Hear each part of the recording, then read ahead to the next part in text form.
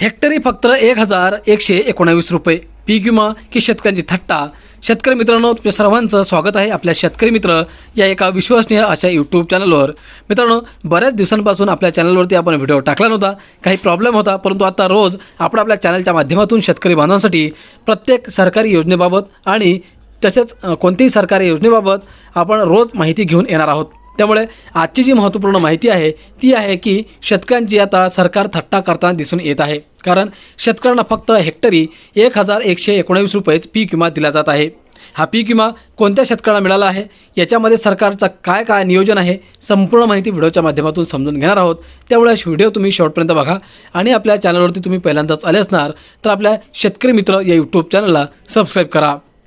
शेतकरी मित्रांनो, अतिवृष्टीमुळे खरीप हंगामातील पिकांचे मोठ्या प्रमाणात नुकसान झाल्यानंतरही शेतकऱ्यांना मिळणारी पीक विमा मदत अत्यल्प असल्याने जिल्ह्यात तीव्र नाराजी व्यक्त होत आहे।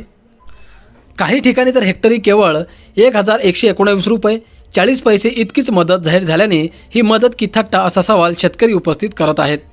अतिवृष्टीने पिके जमीनदोस्त। 2025 आणि 26च्या खरीप हंगामात परभणी जिल्ह्यात सुमारे 5.21 लाख हेक्टर क्षेत्रावर पेरणी करण्यात आली होती।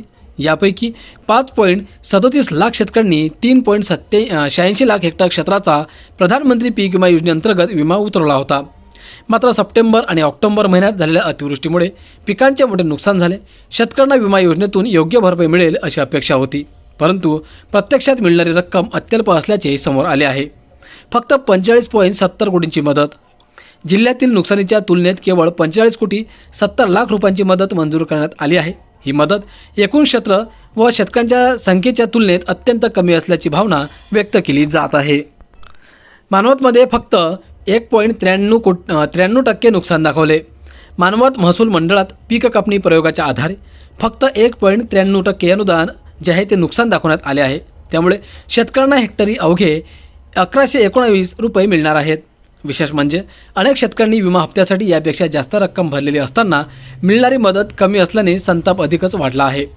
तालुकानिहाय पीक विम्याची मदत आपण समजून घेऊयात। मित्रांनो, तालुका मानवत मंजूर मदत आहे 19.75 कोटी। तालुका पालम मंजूर मदत आहे 9.29 कोटी। तालुका जिंतूर मदत आहे 4.54 कोटी आणि तालुका पूर्णा मदत आहे 5.12 कोटी।